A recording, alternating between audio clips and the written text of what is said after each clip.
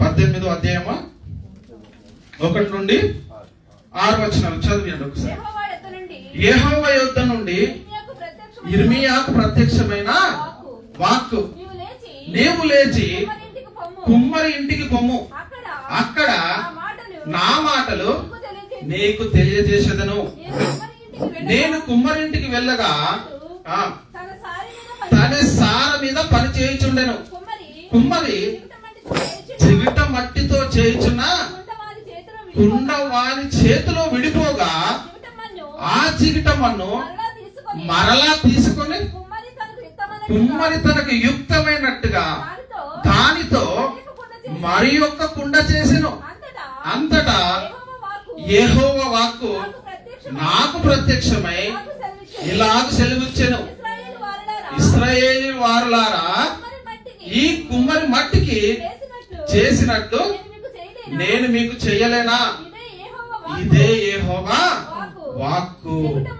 జిగిట మన్ను ఆ కుమ్మరి చేతిలో ఉన్నట్లుగా ఇశ్రాయేలు వారులారా, మీరు నా చేతిలో ఉన్నారు. దేవుడి వాక్యము దీవించును గాక. చాలా అద్భుతమైనటువంటి వాక్యం. ఎందుకంటే దేవుడు తన ప్రవక్తను ఎన్నుకున్నటువంటి పరిస్థితులు మనం చూస్తున్నాం. ఎవరిని ఎన్నుకున్నాడు? ఇక్కడ యిర్మీయా గారిని ఎన్నుకున్నాడు. ఎన్నుకొని దేవుడు తన మాటలు ఎక్కడ తెలియజేయాలనుకుంటున్నాడు? అక్కడే కాదు. అంటే నువ్వు ఎక్కడికి వెళ్ళమన్నాడు యిర్మీయా గారిని? కుమ్మరింటికి వెళ్ళాలి. ఇక్కడ చెప్తే సరిపోతుంది కదా ప్రభువా, మరి నేను అక్కడికి ఎందుకు వెళ్ళాలి అంటే ఆయన యొక్క సంకల్పము తెలియాలి అని అంటే ఎక్కడికి వెళ్ళాలి? యిర్మీయా గారు కుమ్మరింటికి వెళ్ళాలి. కుమ్మరింటికి వెళ్ళిన తర్వాత కుమ్మరి ఏం చేస్తూ ఉన్నాడంటే అతను సార మీద పని చేస్తూ ఉన్నాడు. అంటే కుమ్మరి చక్రం ఉంటుంది కానీ దాని మీద పని చేస్తూ ఉన్నాడు. పని చేస్తున్న పరిస్థితులు అంటే ఒక పాత్రను తయారు చేస్తూ ఉన్నాడు. ఆ తయారు చేస్తున్న పరిస్థితులు ఏమైపోయింది? అతని చేతిలో విడిపోయింది. తర్వాత ఏం చేస్తున్నాడు కుమ్మరి? ఆ జిగిట మన్ను మరలా తీసుకొని కుమ్మరి ఏం చేస్తాడు? తనకి యుక్తమైన మరి యొక్క కుండను చేసిన. అంటే ఇక్కడ మనకు అర్థం చేసుకోవాల్సింది ఏంటంటే యిర్మీయాని ఎన్నుకున్న తర్వాత దేవుడు కుమ్మరింటికి పొమ్మన్నాడు. కుమ్మరింటికి వెళ్ళి చూడగా సార మీద పని చేస్తా ఉన్నాడు. పని చేస్తా ఉంటే అతని చేతిలో ఉన్నటువంటి కుండ విడిపోగా మరి దాన్ని అదే మట్టిని తీసుకొని మరి ఒక అందమైన పాత్రను తయారు చేశాడు. అంటే దీన్ని బట్టి యిర్మీయాకి ఏమర్థమై ఉండొచ్చు? అసలు ఎందుకు నేను అక్కడికి వెళ్ళాలి? ఎందుకు ఆ కుమ్మరి ఆ మట్టిని చేస్తుండగా ఆ చేతిలో ఎందుకు విడిపోవాలి? మళ్ళీ దానితో ఒక అందమైన పాత్రగా ఎందుకు చేయాలి అన్న తర్వాత మళ్ళీ కిందికి వచ్చిన తర్వాత ఏమంటున్నాడు? ఇది ఇక్కడ నుండి మళ్ళీ వస్తాం. ఏమంటున్నాడు? అంతటా యెహోవా వాక్కు నాకు ప్రత్యక్షమై ఇలాగ సెలవిచ్చిందట, ఇశ్రాయేలు వారులారా, కుమ్మరి మట్టికి చేసినట్టు నేను మీకు చేయలేను. ఒక్క నిమిషం. అంటే కుమ్మరి ఏం చేశాడు మట్టికి? దేవునికి స్తోత్రం కలుగుగాక. పోయినటువంటి కుండను మళ్ళీ ఒక కుండగా తయారు చేసినట్టే ఇశ్రాయేలు గురించి ఏం చెప్తా ఉన్నాడంటే దేవుడు, నేను నా ప్రజలుగా నా స్వకీయ సంపాద్యంగా మిమ్మల్ని ఎన్నుకున్నాను. ఎన్నుకున్న తర్వాత మీరు మళ్ళీ నా మాట వినకపోయినప్పుడు ఏం జరుగుతా ఉంది? మీకు మళ్ళొక్క అవకాశాన్ని ఇస్తున్నట్టుగా మనకి ఇక్కడ కనబడతా ఉంది. అంటే కుమ్మరి విడిపోయినటువంటి ఆ కుండను పారేశాడా? ఏం చేశాడు? దానితో మరి ఒక కుండను చేశాడు. అంటే ఆ కుండ తయారు చేసేటువంటి పరిస్థితి మనం చూస్తే ఆ మట్టి ఇంకా పచ్చిగానే ఉంది కాబట్టి దానితో ఒక కుండ తయారు చేయగలిగాడు. అంటే దేవుడు మనకి ఇస్తున్నటువంటి సమయాన్ని మనం సద్వినియోగ పరుచుకోకపోతే ఆ మట్టి ఆరిపోయిన తర్వాత లేదా కుండ తయారు చేసిన తర్వాత పగిలిపోయినా గానీ మళ్ళీ అతికేటటువంటి పరిస్థితి ఉండదు. అంటే ఇది తెలియాలి అంటే ఎక్కడికి వెళ్ళమన్నాడు యిర్మీయా అంటే కుమ్మరి వాళ్ళ ఇంటికి వెళితేనే నీకు అర్థమవుతుంది. అదే విధంగా ప్రియ సహోదరి, ప్రియ సహోదరుడా, ప్రియ దేవుని సంగమం మనం ఒక చాలా చేస్తే దేవుని సన్నిధానంలోకి వస్తున్నటువంటి మనము మరి దేవుడు మన నుంచి ఏం కోరుకుంటున్నాడు? దేవుడు ఇచ్చినటువంటి ఈ అవకాశాన్ని, దేవుడు ఇచ్చినటువంటి మరి యొక్క తరుణాన్ని మరి మనము వినియోగించుకుంటున్నామా లేదా? అందుకే చాలా జాగ్రత్తగా మనం పరిశీలించాలంటే ఎక్కడికి రావాలి? మరి మన దేవుడి సంకల్పం మనకు తెలియాలి అని అంటే ఎక్కడికి రావాలి? కుండ ఎక్కడ తయారు చేయబడుతుందో మనకు తెలియాలంటే ఎక్కడికి వెళ్ళాలి? కుమ్మరింటికి వెళ్ళాలి. మరి దేవుని యొక్క సంకల్పము, ఆయన యొక్క చిత్తము, ఆయన యొక్క ప్రేమ మనకు తెలియాలంటే మనం ఎక్కడికి రావాలి? సంఘానికి.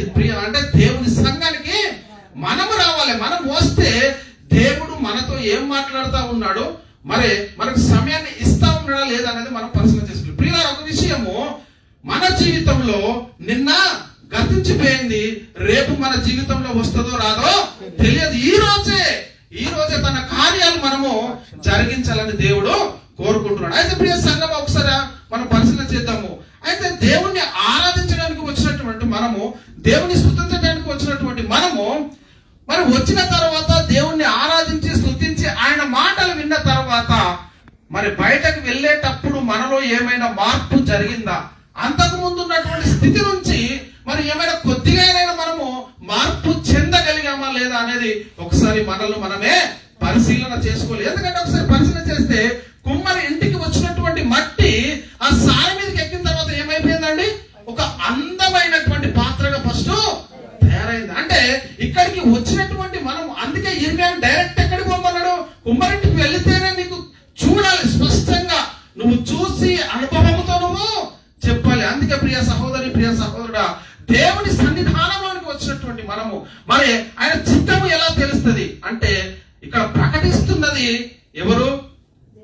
దేవుని వాక్యం. నేను ఒక్కడే చెప్తున్నాను, మనుషుల మీద ఎప్పుడు కూడా నమ్మకం పెట్టుకోవద్దు. నేను కాదు, ఇంకా నాతో 1000 మంది వచ్చినా, నాసుడి దైవజనులు ఇంకా 1000 మంది వచ్చినా కానీ చెప్తున్నటువంటి వాక్యము లేఖనానుసారమా కాదా, చెప్తున్నటువంటి వాక్యము సర్వసత్యమా కాదా, దేవుని యొక్క సంకల్పమా కాదా అనేది మొదట ఎవరు పరీక్షించాలి? దైవజనుడు కాదు, వింటున్నటువంటి ప్రియ సంఘము. అందుకే పౌలు ఒక సాక్ష్యం ఇస్తాడండి. వీరు తెస్సలోనికలో ఉన్న బెరే విశ్వాసం గురించి ఏమంటారంటే, వీరు తెస్సలోనికలో ఉన్నవారంటే గనులై ఉన్నారట. ఎందుకంటే పౌలు శీలలు ప్రకటిస్తూ ఉంటే వాళ్ళు ప్రతిదినం లేఖనాలను పరిశీలిస్తూ పరిశోధిస్తూ వచ్చారు. ఎందుకు? వీళ్ళు చెప్పేది నిజమా అబద్ధమా? యేసుక్రీస్తు ఏమన్నాడు? వీళ్ళు మీదికి గొర్రెలు కానీ లోపల క్రూరమైనటువంటి తోడేలు అన్నాడు. అంటే దేవుని వాక్యము ప్రకటించేటటువంటి వారు మరి ఏం ప్రకటిస్తున్నారు? దేవుని యొక్క చిత్తమే చెప్తా ఉన్నారా, పరిశుద్ధాత్మని బోధన చెప్తా ఉన్నారా లేదా అనేది ఒకసారి మనల్ని మనమే పరిశీలన చేసుకోవాల్సిన అవసరం ఉంది. అందుకే దేవుడు మన నుంచి ఏం కోరుకుంటున్నాడు, అసలు మనం ఏమి కావాలని దేవుని యొక్క సంకల్పము, ఎందుకు మనల్ని ఎన్నుకున్నాడు, ఎందుకు మనం ఆయన సన్నిధికి వస్తున్నాము, వచ్చినటువంటి మనము మరి కొద్దిగానైనా మార్పు జరుగుతూ ఉందా? ఈ మట్టి పచ్చిగా ఉన్నప్పుడే ఒక అందమైన పాత్రగా కాబడ్డది. ఒకవేళ మట్టి ఎండిపోయినా, కాల్చబడిన తర్వాత పగిలిపోయినా అది ఏమి కూడా ప్రయోజనం లేదు. మళ్ళీ ఒక కుండ దాంతో చేయలేము. దేవుడిచ్చినటువంటి అవకాశాన్ని, దేవుడిచ్చినటువంటి సమయాన్ని మనం హృదయపరచుకుంటే, కాలము అనేది మనం కొనుక్కున్నా రాదండి. నువ్వు ఎంతనన్నా డబ్బై కాలము అనేది రాదు. సమయం అనేది నువ్వు కొనలేవు. ఈ రోజు ఉన్నది మరి పోయిన సమయాన్ని మనం తిరిగి వెనక్కి తీసుకురాలేము. ప్రియ దేవుని సంఘం, ఒకసారి ఆలోచన చేయండి. దేవుడు మనతో కావాలని మరి అసలు దేవుడి ఉద్దేశం ఏంటి? మనము మన అవసరాలన్నీ దేవునికి చెప్తా ఉన్నాం, బాగానే ఉంది. దేవుడు మన కోరికలు తీరుస్తూ ఉన్నాడు, బాగానే ఉంది అంతవరకు. మరి ఆయన మన నుంచి ఏమి కావాలని కోరుకుంటున్నాడు? ఒకసారి పరిశీలన చేయండి. అంటే దేవుడు ఏమంటున్నాడు అంటే, ఎవడను నశింపవాలని నిశ్చయించక అందరూ అంతటా మారు మనసు పొందాలని దేవుని యొక్క సంకల్పం. అంటే చూడండి ప్రియ సంఘం, అంటే దేవుని యొక్క ఉద్దేశం ఏంటి ఆయన ఆలోచిస్తా ఉన్నాడు మన విషయంలో. ఇక్కడ చూస్తే పేతురు గారు రాసిన 2వ పత్రిక 3వ అధ్యాయము 9వ వచనంలో ఒకసారి పరిశీలన చేస్తే ప్రియులారా, చాలా అద్భుతమైనటువంటి మాటలు చెప్తా ఉన్నారు. ఈ రోజు చాలా మంది నిజంగా క్రీస్తు రాకడ గురించి కూడా తెలియనటువంటి పరిస్థితిలో ఉన్నారు. ఏమంటాడు ఇక్కడ? కొందరు ఆలస్యం అని ఎంచుకున్నట్లు ప్రభువు తన వాగ్దానం గురించి ఆలస్యం చేయడు, కానీ ఎవడును నశింపవలనని ఇచ్చయింపక అందరూ మారు మనసు పొందవలనని కోరుచు మీ ఎడల దీర్ఘ శాంతం గలవాడై. చూడండి, దేవుడి యొక్క దీర్ఘ శాంతము అనేది మన పైన ఉన్నది. ఆయన యొక్క శాంతము, ఆయన దీర్ఘ శాంతము మన పైన ఎప్పుడైతే ఉంటుందో అప్పుడే మనము మార్పు పొందాల్సినటువంటి సమయం ఎంతైందో ఒకసారి ఆలోచన చేయండి ప్రియ సంగమా. ఎందుకంటే దేవుడు కోరుకుంటున్నాడు నువ్వు మారు మనసు, ఎవడు నశింపవాలనని ఆయన యొక్క సంకల్పము కానీ కదా. ఎందుకంటే ఆయన నిన్ను నన్ను కావాలనుకున్నాడు, తనకు వారసులుగా కావాలనుకున్నాడు. మరి వచ్చినటువంటి మనము ఈ లోకంలో పడిపోతున్నటువంటి పరిస్థితుల్లో దేవుడు తన ప్రవక్తలు అంటే ఏమన్నాడండి? ప్రవక్తలతో దేవుడు ఏమో నాకు ప్రతిగా నా నోటి మాటలు అంటే సేవకుల యొక్క పని ఏంటి? దేవుని యొక్క సంకల్పం ఏదో ఉందో దాన్ని తెలియజేయాలి. అంతే తప్ప నాకు ఇష్టం వచ్చినటువంటి సృష్టిలో ఉన్నటువంటి అంత ఎత్తుకొచ్చి సంఘంలో పోయకూడదు. ఎవరి కోసం కావాలండి మన సాక్ష్యము? దేనికోసం కావాలి? నిర్దోషి, నిష్కలంకుడు, పాపులలో చేరక ప్రత్యేకంగా ఉన్న ఆయన గురించి చెప్పు. ఒక పాపి రక్షణ పొందుతాడు. అపోస్తులు ప్రవక్తలు వేసిన పునాదిలో మనం పరిశీలన చేస్తే ఏ ఒక్కరు కూడా తమ సాక్ష్యాలు చెప్పలేదండి. చూస్తే ఆయన జీవించినటువంటి జీవితాన్ని ఎక్కడ కూడా చెప్పుకోలేడు. ఎందుకు అంటే క్రీస్తును సిలువ వేయబడిన క్రీస్తును తప్ప మీ మధ్యలో మేము ఎవరిని ఇరగకుంటామంటే వాళ్ళు ప్రభు వాక్యాన్ని ప్రకటించారు, సువార్తను ప్రకటించారు. అంతే తప్ప నేను వింటా ఉంటాను యూట్యూబ్ లో అక్కడక్కడ చూస్తూ ఉంటే ఒక్కళ్ళు అంటారు నా సాక్ష్యం ఈ రోజు సరిపోదని ఇంకొక రోజు కావాలంట. ఎవరికి కావాలంటే నీ సాక్ష్యము? నీతో ఏమవుతుంది? మనుషుల సాక్ష్యం విని ప్రభు దగ్గరికి వచ్చినటువంటి వారు మరి మన ఆత్మీయ స్థితిని కట్టుకోగలుగుతారా అంటే ఎంత మాత్రం లేదు. ఎవరి గురించి వినాలి? నిర్దోషి, నిష్కలంచుడు, పాపుల మన కోసం ఆఖరి రక్తపు బిందు వరకు ఎవరైతే కార్చాలో వారి గురించి చెప్పు. 5 నిమిషాలు 2 నిమిషాలు చెప్పు చాలు. అది ఆత్మను రక్షించుకోండి, దోహదపడుతుంది. ఒకసారి ఆలోచన చేయండి ప్రియ సంగమా. మన గురించి మనం చెప్పుకోవడం కాదు, ప్రభు గురించి మనం ఇతరులతో నువ్వు ఏ విధంగా రక్షణ పొందావో అది నీకు తెలుసు, ప్రభువుకు తెలుసు. కానీ నువ్వు చేయాల్సింది ఏంటంటే ప్రభువును ప్రకటించడం మాత్రమే. అందుకే ఆయన మనుషులందరూ రక్షణ పొంది సత్యంను కూర్చున్నటువంటి అనుభవ జ్ఞానం గలవారై ఉండాలని ఇచ్ఛయించుకుంటున్నాడట. ఎందుకంటే ఎవరి కోసం గొప్పలు చెప్పాలి? మనము ఆయన కోసం చెప్పాలి. ఆయన మన సన్నిధిలో ఆయన మన కోసం చేసినటువంటి ప్రతి ఒక్క పనిని మనం వివరించాలి. దేవుడు మన చేసినటువంటి ప్రతి ఒక్క సంకల్పాన్ని ప్రతి ఒక్కరితో మనం పంచుకోవాలి. అంతే తప్ప నా గురించి నీ గురించి చెప్పుకోవడం ద్వారా ఏమి కూడా ప్రయోజనం లేదు. చూడండి ప్రియులారా, ఇక్కడ మనం పరిశీలన చేస్తే తిమోతి గారికి రాసిన పౌలు గారు రాస్తున్నారు తిమోతికి రాసిన మొదటి పత్రిక 2వ అధ్యాయం 4వ వచనంలో ఆయన మనుషులందరూ రక్షణ పొంది సత్యమును కూర్చిన అనుభవ జ్ఞానం గలవారై ఉండవాలనని. అంటే మనకు ఒక అనుభవ జ్ఞానము అనేది మనకు రావాలండి. ఈరోజు సంఘానికి ఏంటంటే అనుభవము, నిజంగా దేవుడితో మనం సహవాసం చేస్తే మన జీవితం ఎలా ఉంటుందని ఒక అనుభవము ప్రత్యక్షంగా రావాలి. అందుకే ఇర్మియాను కుమ్మరింటికి వెళ్ళు, ప్రత్యక్షంగా నువ్వు వెళితే అక్కడ నీకు కనబడుతూ ఉంటుంది. సార మీద అతడు పని చేస్తూ ఉంటే అతని యొక్క పనితనాన్ని నువ్వు గుర్తించి ఆయన ఎలాగైతే చేస్తా ఉన్నాడో అది నీకు అర్థమవుతుంది. అదే ప్రియ సహోదరి, ప్రియ సహోదరుడు, సంఘానికి వచ్చినటువంటి మనము దేవుడు మన విషయంలో కోరుకుంటున్నటువంటి పరిస్థితి ఏంటి అనేది మనం ఒకసారి మనల్ని మనమే పరిశీలించాలి. అందుకే ఇంకో ఏం చెప్తున్నాడు అంటే, సహోదరులారా పరిశుద్ధమును దేవునికి అనుకూలమైన సజీవ యాగముగా మీ శరీరములను ఆయనకు సమర్పించుకున్నాడని దేవుని వాత్సల్యమును బట్టి మిమ్మను బ్రతిమాలుకొనుచున్నాను అంటాడు పౌలు గారు. ఎందుకు ఇంతలా బ్రతిమాలుకోవాలి? ఆయన గురించి డబ్బు కొట్టుకోవచ్చు కదా. పౌలు గారి గురించి ఆయన తిరిగినటువంటి బ్రతికినటువంటి ఆయన యూదుడు, ఆయన జీవించినటువంటి జీవితాన్ని మనం పరిశీలన చేస్తే బైబిల్ గ్రంథంలో చాలా అద్భుతంగా ఉంటది. అలాంటిది ఆయన ఒక పూట తిండి కూడా దొరికినటువంటి పరిస్థితుల్లో ఉన్నా కానీ ప్రభువునే ప్రకటించుకున్నాడు. అందుకే చెప్తున్నాడు, మీ సహోదరులారా పరిశుద్ధమును దేవునికి అనుకూలమైన సజీవ యాగముగా మీ శరీరాలు ఆయనకు సమర్పించుకోవడానికి దేవుని వాత్సల్యమును బట్టి మిమ్మల్ని బతిమాలను. అవును ప్రియ సహోదరి, ప్రియ సహోదరి, ఈ రోజు దావీదు యొక్క ఆవేదన ఏంటంటే బతిమలాడుకోవడము. ఎందుకు బతిమలాడుకోవాలంటే ఒక ఆత్మ రక్షించబడడం అనేది దేవుని సన్నిధిలో ఎంతో గొప్ప. ఏంది మా ప్రయాసము అంటే ఒక ఆత్మ రక్షణే మా ప్రయాసం. దైవజనుల యొక్క ఉద్దేశము అనేక మంది ఆత్మలు దేవుని సన్నిధిలోనికి నడిపింపబడాలి.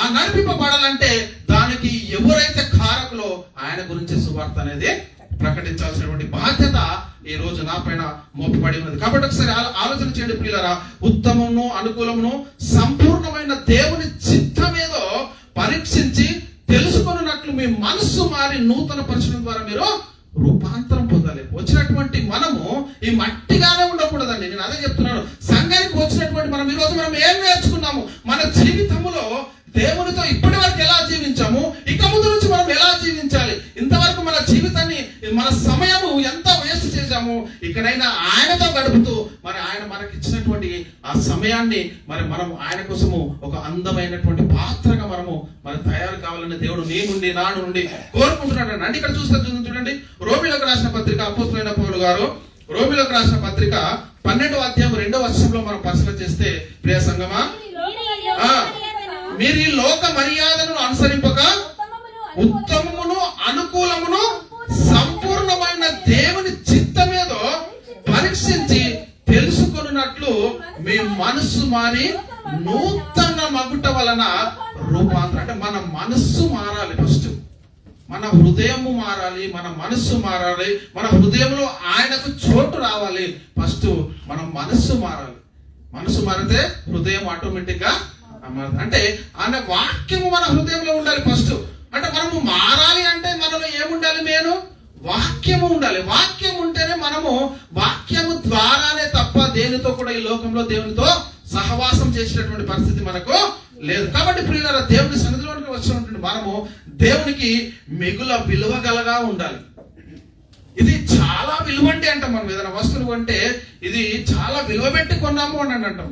మరి మనల్ని కూడా ఆ విలువ పెట్టి కొన్నాడు. ఆ విలువకు తగినటువంటి జీవితాన్ని మనము జీవించాలి. అదే చెప్తున్నాడు ఇక్కడ. మనం పరిశీలన చేస్తే ప్రియులారా, పేతురు గారు ఒక అద్భుతమైనటువంటి మాట చెప్తా ఉన్నాడు. ఏంటంటే పేతురు గారు రాసిన మొదటి పత్రిక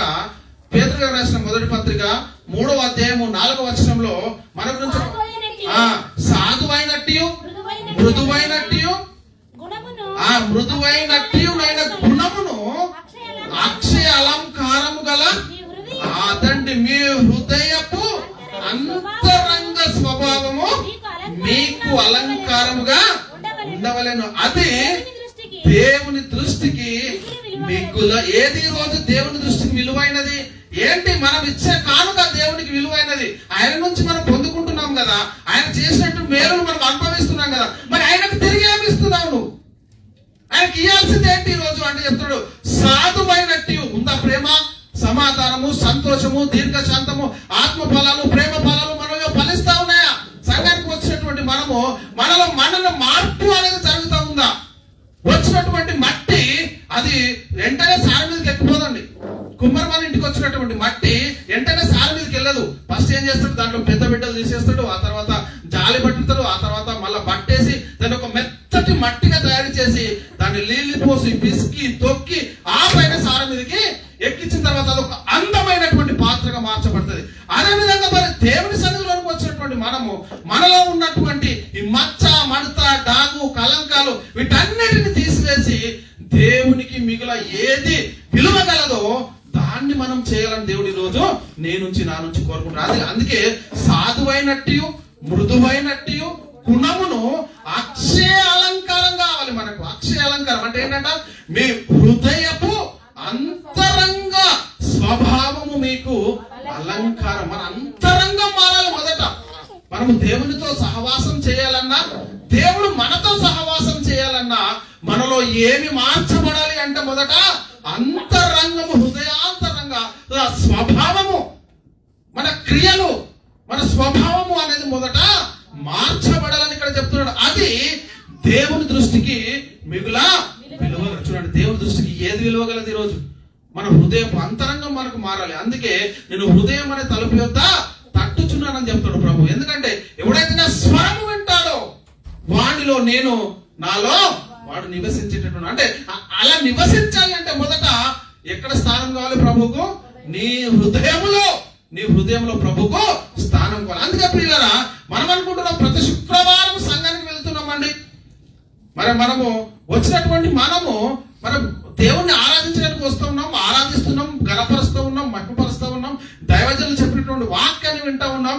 ఈ గేటు దాటి అడిపోతుంది అంటే ఏమండి, గేటు దాటిన వెంటనే మనలో ఈ మాయమైపోతుంది, ఏమీ లేకుండా పోతుంది. ఇది ఎందుకు పోతుందంటే మొదట నీ అంతరంగం అనేది మార్చబడాలి. అందులో ఖాళీ ప్లేస్ ఉండాలి. అప్పుడే నువ్వు దేవునికి స్థానం ఇవ్వగలవు. ఇది ఫుల్, మనం ఒక గ్లాసులో వాటర్ ఫుల్ పోసినాక మళ్ళీ వాటర్ పోస్తే ఏమవుతుంది? అది అంటే ఆయనలో మనకు స్థలం లేదు. ఫస్ట్ ఆయన ఆజ్ఞకు స్థలం లేదు, ఆయన వాక్యానికి మనకు స్థలం లేదు. కాబట్టి ఆ వాక్యము మనలో కార్యసిద్ధి కలగజేయకుండా అపవాది ఎక్కడ ఉంటాడట? వాడు పక్కనే ఉంటాడు.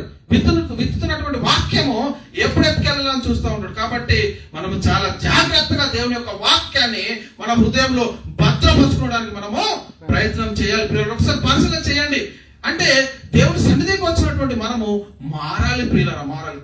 కనీసము ఈ రోజు దేవుడు మనతో మాట్లాడినటువంటి 10 మాటల్లో అందులో ఒక్కసారైనా మనం కొద్ది మాటల్లోనైనా మార్పు చెందడానికి మనం పరిశీలన చేయాలి. చూడండి, అందుకే నేను చెప్తాను, కుమ్మరింటికి వచ్చినటువంటి మట్టి, అందుకే ఇర్మియా డైరెక్ట్ కుమ్మరింటికి పోమన్నాడు. పోతేనే నా యొక్క సంకల్పం నీకు అర్థమవుతుందని చెప్పాడు. చూడండి, అక్కడికి వెళ్ళాలి. అక్కడికి వెళితే అక్కడ చేస్తున్న పని ఎంత మనం గమనించాలి. ఇక్కడికి వస్తే దేవుడు మనతో మాట్లాడుతున్న ప్రతి ఒక్క మాటను మనము గుర్తించగలగాలి. అందుకే ప్రియులారా, దేవుడట మనుషులు పై రూపాన్ని లక్ష్య పెడతారు, మనుషులు కనబడాలని మనము భయపడతా ఉంటాం. సంఘానికి వెళ్ళకపోతే మా సంఘ పెద్దలు ఏమనుకుంటారో, సంఘానికి వెళ్ళకపోతే మా అయ్యగారు ఏమనుకుంటారో, మా పాస్టర్ గారు ఏమనుకుంటారో. నువ్వు వారి గురించి రావద్దండి ప్రియ సహోదరి, ప్రియ సహోదరుడా. అయ్యగారు ఏమనుకుంటారో, సంఘ పెద్దలు ఏమనుకుంటారో, వీళ్ళు ఏమనుకుంటారో కాదు. మొదట నువ్వు భయపడాల్సింది ఎవరికి? ఆయన కంటే. మేమెవరమంటే పరిచాలకమంటే సేవకులము. మాది ఏమీ లేదు, మేము నిష్ప్రయత్నం. ఆయన పని చేసేవారం అంతే. మాకిలో ఏమి కూడా నా గురించి కానీ నా గురించి అసలు ఏం గొప్ప కూడా లేదు. మొత్తం ఆయన చేసినటువంటి ఆ ప్రతిఫలాన్ని మీకు ఇవ్వడానికి, దేవుడు మనకు సంకల్పించినటువంటి ఆ సంకల్పాన్ని మీకు తెలియజేయడానికి వచ్చాను. ఏమన్నాడు? తను ఆయనేనండి ప్రధాన యాజకుడే, తను తగ్గించుకొని శిష్యుల పాదాలు కడిగినాడు. నేనంతండి మా హెచ్చించుకోవడానికి. మొదట హెచ్చింపబడాల్సింది ఆయన, తగ్గింపబడాల్సింది నేను అని యోహాను గారు అన్నారు. కాబట్టి హెచ్చింపు ఎప్పటికీ దేవుని నామానికే మహిమ ఘనత. మనం అందరము ఆయన పని చేయాల్సినటువంటి వారం అంతే. ఒకసారి ఆలోచన చేయండి ప్రియ సహోదరు. హెచ్చించుకోకపోతే, నిన్ను నువ్వు హెచ్చించుకుంటే వాడు ఏమైతాడట? తగ్గించబడతాడు. తాను తగ్గించుకున్నవాడు వాడు హెచ్చించబడుతున్న ప్రభు యొక్క మాటలు మనం వింటున్నప్పుడు మనకు అర్థం కావాలి. ఎందుకు మనలో ఎంత తగ్గింపు అండి, ఆయనలో ప్రభులో ఎంత తగ్గింపు. ఒకసారి ఆలోచన చేయండి. ఆయన యొక్క ప్రేమ, ఆయన యొక్క దయ, ఆయన యొక్క కరుణ, ఆయన యొక్క జాలి మనం ఒకసారి పరిశీలన చేస్తే ప్రియులారా, ఎంత అద్భుతం అండి. చూడండి, ఆయన పరిచయం జరిగించినటువంటి కాలంలో అనేకమైనటువంటి పరిస్థితులు చూశాడు ప్రభువారు. వారందరినీ ఎలా క్షమించగలిగాడు చూడండి. అందరూ ఒక స్త్రీని రాళ్లతో కొడతా ఉంటే ప్రభువారు ఆమెను అమ్మా అని బోధించారు. అందరూ రాళ్ళు బట్టి కొట్టుకుంటూ తిట్టుకుంటూ వచ్చినటువంటి పరిస్థితుల్లో ఎంత ప్రేమగా ఆమెతో మాట్లాడాడు చూడండి. ఒక సమరయ స్త్రీతో ఎలా మాట్లాడాడు, ఒక మార్తతో ఎలా క్షమించగలిగాడు, ఒక రక్తస్రావం గల స్త్రీని ఎలా క్షమించగలిగాడు ప్రభు. అంటే మన యొక్క ప్రేమ ఏమైపోతుంది ఈరోజు? దేవుని యొక్క ప్రేమ మనలో ఉండలేదు అంటే కారణము దేవుని వాక్యము మన హృదయంలో లేదు. సంఘంలోనే మనకు సమాధానం లేకపోతే దేవుడు నీకు ఎక్కడ సమాధానం ఇస్తాడండి? దేవుని యొక్క సమాధానం మొదట మన హృదయంలో ఉండాలి. అప్పుడే దేవుని యొక్క కార్యాలన్నిటి నీవు చూడగలుగుతావు. ప్రియ సహోదరి, ప్రియ సహోదరుడు, ఇక్కడ మనం పరిశీలన చేస్తే ఇక్కడ మొదటి సమూయేలు 16:7 ఒక మాట రాస్తా ఉంటాడండి. సమూయేలు గారు చెప్తున్నాడు. సమూయేలు గారిని ఇక్కడ మన సందర్భం అంతా మనం చెప్పుకుంటూ వస్తే ముందుకు దావీదుని ఎన్నుకోవడానికి దేవుని యొక్క ఇతడే నా హృదయానుసారుడు అని చెప్తున్నటువంటి పరిస్థితుల్లో ఎన్నుకోవడానికి పోతాడు. వాళ్ళ కుమారులు అందరూ ఎత్తు లావు దృఢత్వం కలిగి జీవిస్తూ ఉంటే వారిని ఇతడేమో అనుకుంటాడు సమూయేలు. కానీ ప్రభు ఏమంటాడు? అయితే యెహోవా సమూయేలుతో ఇలాగ సెలవిచ్చెను, ఏంటని? అతని రూపమును అతని ఎత్తును లక్ష్య పెట్టకము. మనుషులు లక్ష్య పెట్టు వాటిని యెహోవా లక్ష్య పెట్టాడండి. నేను అతన్ని త్రోసివేసి ఉన్నాను. మనుషులు పై రూపమును లక్ష్య పెట్టుదురు గాని యెహోవా హృదయాంతరంగం అండి. అదే చెప్తున్నాను అండి. ఏం మారాలి? మనకు ఏది అక్షయ అలంకారంగా ఉండాలంటే నీ హృదయ అంతరంగ స్వభావము అక్షయ అలంకారం. అది మార్చుకోవాలి ఫస్ట్ మనం. సమాధానము, శాంతి, సమాధానము, నెమ్మది, కరుణ, జాలి, దయ ఇవన్నీ మన హృదయాల్లో నిండాలి. అప్పుడే దేవుని యొక్క ప్రేమ మనకు వస్తుంది. ప్రియులారా, సంఘానికి వస్తే సరిపోదు, నీ హృదయము ఆయనకి ఇవ్వాలి. మొదట మనం అనేకమైనటువంటి పాటలు పాడతాం, కానీ ఆయనకే అక్కడ స్థానము ఉండట్లేదు. చూడండి, పాటలు పాడతాం, ఆరాధిస్తాం, స్తుతి ఆరాధన చేస్తాం, కానీ ఎక్కడ లేదు ఆయనకు స్థానము?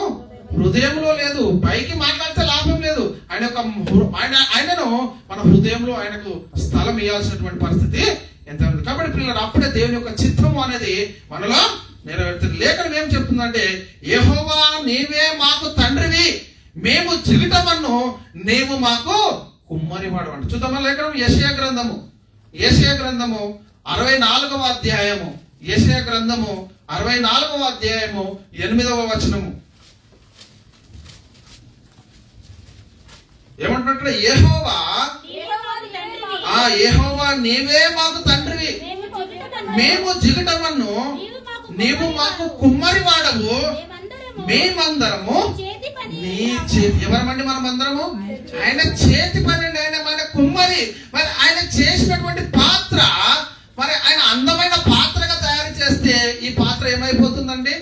అందహీనముగా పగిలిపోతూ దేవుడికి పనికి రాకుండా ఉంటుంది. మరి మన పరిస్థితి ఏంటి? దేవుడు ఆయన మనల్ని సృజించినటువంటి ఆ పరిస్థితిని ఒకసారి మనం పరిశీలన చేసుకుంటే, ఎట్లనగా తన ప్రేమియందు తాను ఉచితంగా మనకు అనుగ్రహించిన తన కృపా మహిమకు కీర్తి కలిగినట్లు తన చిత్త ప్రకారమైన దయా సంకల్పం చొప్పున యేసుక్రీస్తు ద్వారా తన కుమారులుగా స్వీకరించడానికి ముందుగా ఆయన తన కోసం ఏర్పరచుకొని మనము ఆయన ఎదుట పరిశుద్ధులను నిర్దోషమై ఉండవాలని జగత్తుకు పునాది వేయబడక మునిపే ప్రేమ చేత ఆయన క్రీస్తులో ఆయన ఎదుట పరిశుద్ధులను, నిర్దోషులను, నిష్కలంకులై ఉండాలని జగత్తు పునాది వేయబడక ఉంటే తనకు అనేక మంది కుమారులు కావాలని దేవుని యొక్క సంకల్పాన్ని సంకల్పించి ఈ లోకంలో మనల్ని ఆయన చేసిన చేతి పని అయినటువంటి మనము మరి మన జీవితంలో మనం ఎలా ఉంటున్నాం అనేది ఒకసారి మనల్ని మనమే పరిశీలన చేసుకోవాలి. ప్రియ సహోదరు, ప్రియ సహోదరుడా, ఒక్కరోజైనా నేను అదే చెప్తున్నాను, నిన్న గతించిపోయింది, రేపు మన జీవితంలో ఉంటుందో లేదో కూడా తెలియదు.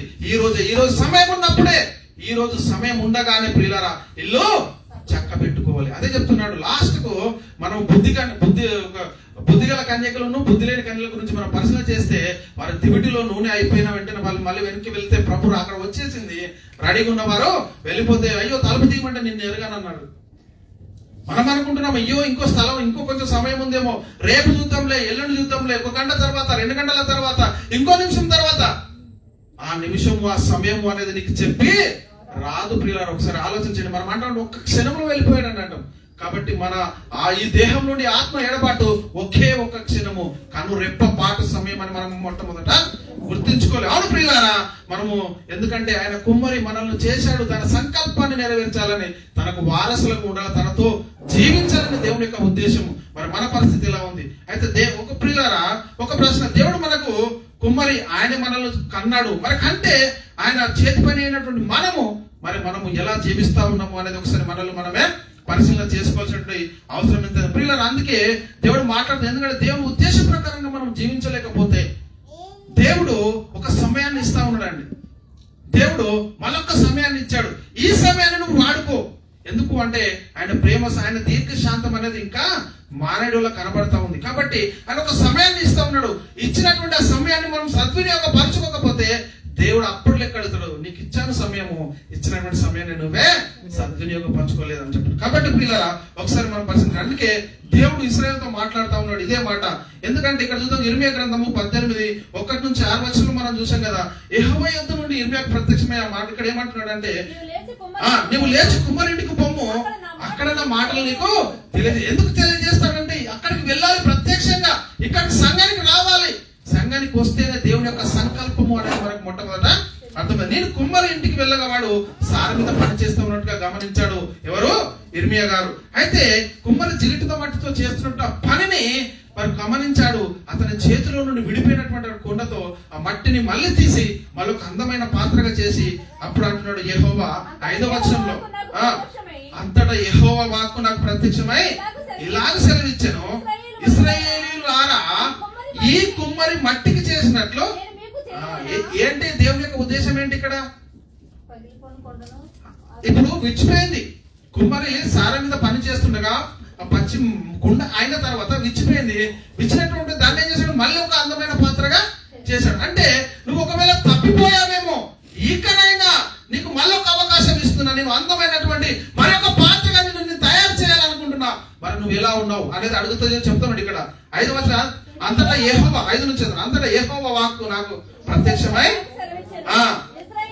ఇశ్రాయేలు వారులారా చెప్తాడు, ఈ కుమ్మరి మట్టికి చేసినట్లు నేను మీకు చేయలేనా? ఇదే యెహోవా వాక్కు. చికటమన్ను కుమ్మరి చేతిలో ఉన్నట్లుగా ఇశ్రాయేలు వారులారా ఏంటంటే జిగిటమన్ను కుమ్మరి చేతిలో ఉంటే విడిపోతే అందమైన పాత్రగా చేశాడు. నువ్వు ఒకవేళ అందమైన పాత్ర ఉండి మళ్ళీ దేవుడికి దూరం అయిపోయావేమో, మళ్ళీ నీకు ఒక సమయాన్ని ఇస్తా ఉన్నాడు, మళ్ళీ నేను ఒక అందమైన పాత్రగా ఆయన చెయ్యాలనుకుంటున్నాడు. కాబట్టి మరి ఛాన్స్ నీదే. ఇకనైనా మరి దేవుని యొద్దకు వస్తే దేవుడు ఆయన నిన్ను వాడుకుంటాడని చెప్తున్నాడు. చూడండి పిల్లరా, ఏమంటాడు? ఇశ్రాయేలులారా ఇదే యెహోవా వాక్కు, ఆ జిగిటమన్ను కుమ్మరి చేతిలో ఉన్నట్లుగా మీరు నా చేతిలో, మనం అందరము ఆయన చేతిలో ఉన్నామండి. తప్పిపోతే మళ్ళీ కరుణించడానికి ఆయన మన కోసం వేస్ట్ చేస్తా ఉన్నాడు. నా కుమారులు ఇప్పుడు వస్తారా? మన పిల్లలు తప్పు చేస్తే కొట్టిన తర్వాత ఇంట్లో నుండి గంటేస్తామండి. మళ్ళీ ఒక అవకాశం ఇస్తాం, మళ్ళీ ఒక బిడ్డ ఇది చేయొద్దు, ఇలాగ ఉండదు, ఇలా జీవించు అని చెప్పి ఆ కుమారుడు ప్రవర్తనలో మార్పు వచ్చినప్పుడు మనలో ఉన్నటువంటి ఆనందము ఇంత అంత కదా. ఎందుకంటే నా పిల్లలు మరి చెప్పినటువంటి మాటను గ్రహించి మరి నడుచుకున్నారనేటువంటి ఒక ఆలోచన మనకు కలిగినప్పుడు మనం ఎంతో ఆనందిస్తాం. అదేవిధంగా మన పరమతండ్రి కూడా అదే ఆలోచిస్తున్నాడు, మీరు నా చేతిలో ఉన్నారు, మీకు నేను ఇంకొక అవకాశం ఇస్తా ఉన్నా, మరి మీరు అవకాశాన్ని సద్వినియోగం చేసుకొని మరి నాకు కుమారులుగా ఉంటారా, మరి మీ ఇష్టం, మీరు ఎక్కడికి వెళ్ళిపోతారని చెప్తున్నటువంటి ఒకవేళ ఆయన చేతిలో లేకపోతే మనం ఎలా ఉంటామండి? ఎక్కడికి పోతామో మనకు తెలుసు. అది మనం ఒకసారి ఆలోచించాలి. అయితే ప్రియులారా, దేవుడు వారికి ఒక అవకాశం ఇస్తూ ఉన్నాడు. మరి ఇప్పటికైనా మీరు మారండి అంటున్నాడు. అదేవిధంగా మనకు కూడా దేవుడు ఒక అవకాశాన్ని ఇచ్చాడు. కాబట్టి ప్రియులారా, ఈ అవకాశం ఎప్పుడూ మట్టి పచ్చిగా ఉన్నప్పుడే, ఒకవేళ కాల్చబడిన తర్వాత పగిలిపోతే, దేవుడిచ్చిన అవకాశం చేయి జారిపోతే మళ్ళీ కాలినటువంటి కుండను అతకబెట్టగలమా? మళ్ళీ సార మీదకి ఎక్కించగలమంటే ఎంత మాత్రం కూడా ఎక్కించలేము. అది సాధ్యం కాదు. కాల్చబడిన తర్వాత, మట్టి ఎండిపోయిన తర్వాత మళ్ళీ దాన్ని సార మీద చేయలేము. అది పచ్చిగా ఉన్నప్పుడే, దేవుడు మనకు అవకాశం ఇస్తున్నప్పుడే మనము ఆయన చిత్తాన్ని ఆలోచించి దానికి తగినట్టుగా మనం మసులుకోవాలి. కాబట్టి ప్రియుల, సంఘానికి ఎందుకు రావాలంటే, సంఘానికి వస్తే నీ ఆత్మీయ స్థితి బలపడతా ఉంది. ఏం బలపడతా ఉంది? మనం ఈ రోజులో చూస్తూ ఉన్నాం. మనం ఆరోగ్యంగా ఉండాలంటే, మనం బాడీ పుష్టిగా ఉండాలంటే ఎక్సర్సైజ్ చేసి జిమ్కి వెళ్ళాలి. అప్పుడు మనం బలంగా దృఢంగా తయారవుతాం. అదే మనము మన ఆత్మీయ స్థితి బలపడాలి అని అంటే ఎక్కడికి రావాలి? సంఘానికి, దేవుని సంఘానికి రావాలి. వచ్చినటువంటి మనం ఆ మాటలతో, ఆయన మాట్లాడిన ప్రతి ఒక్క మాట మన హృదయాంతరంగంలోకి వెళ్ళాలండి. అప్పుడే కార్యసిద్ధి కలుగుతుంది. మన మనసు ప్రజెంట్ ఏమంటారు కదండి, బాడీ ప్రజెంట్, మనసు ఆబ్సెంట్. అంటే అలా మనకు కుదరదు. కాబట్టి ఒకసారి ఆలోచన చేయండి ప్రియ సంగమా. వచ్చినటువంటి మనము ఆయన వాక్యం వింటున్నంత సేపు ఆ దృష్టి ఆయనతో మనం వెళ్తా ఉండాలి. ఆ వాక్యము మనల్ని ఆయన తీసుకెళ్తాడు. ఆ వాక్యం ద్వారానే ఊదా రంగు పొడి అమ్ముకుంటున్నటువంటి హృదయాన్ని మార్చాడు దేవుడు.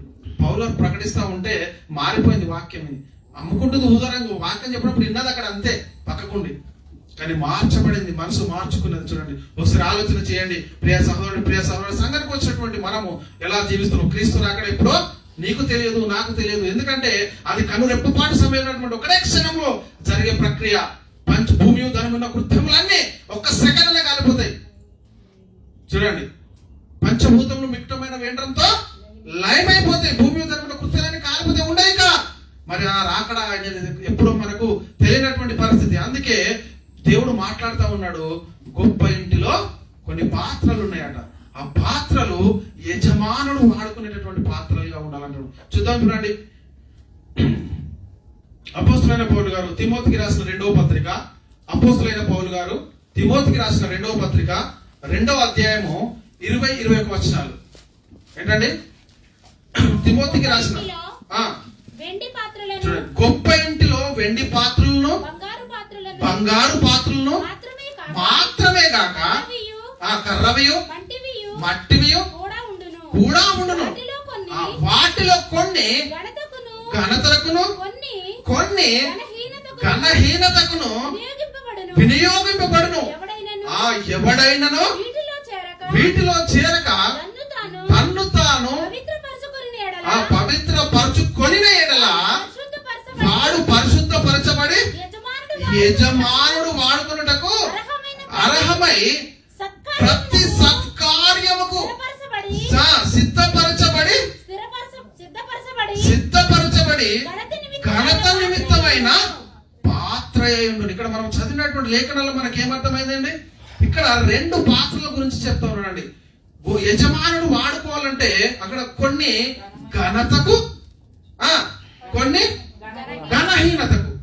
అంటే ఒక ఇంటి గురించి చెప్తా ఉన్నాడు. ఆయన సంఘం గురించి ఇల్లు అంటే నిజంగా ఇల్లు కాదు ఇది మాట్లాడేది దేవుడు. ఆయన ఏది మాట్లాడినా కానీ రూపాలంకారంగా, అక్షయాలంకారంగా, సింబాలిక్ బస్సులో మాట్లాడుతుంటాడు. మనకు అర్థం కావాలి. కొన్ని మాట్లాడేటటువంటి మాట ఎలా మాట్లాడుతున్నాడు, నిజంగా ఇది అక్షరార్థమేనా లేక రూపాలంకారమా అనేది మనకు అర్థం కావాల్సినటువంటి పరిస్థితి ఎంత ఉంది. ఇక్కడ ఏం చెప్తున్నాడంటే గొప్ప ఇంటి గురించి చెప్తున్నాడు. ఆ ఇంటిలో ఏమున్నాయట? కొన్ని వెండి పాత్రలు ఉన్నాయట, బంగారు పాత్రలు ఉన్నాయట, కర్రవి మట్టివి ఇలాంటివి ఉన్నాయి. అయితే అందులో యజమానుడు వాడుకోవాలంటే కొన్ని ఏమో ఘనతకు ఉన్నాయట, కొన్ని ఏమో ఘనహీనతకు. అయితే ప్రియులారా, మరి మనల్ని మనం ఒకసారి పరిశీలన చేసుకుందాం. మరి సంఘానికి వచ్చినటువంటి మనము ఈ రెండిట్లో ఎందులో ఉన్నాం? దేవుడు వాడుకునే అర్హమైన పాత్రగా ఉన్నామా? మరి ఘనమైన పాత్రగా ఉన్నామా? ఘనత తగినట్టుగా ఉన్నామా?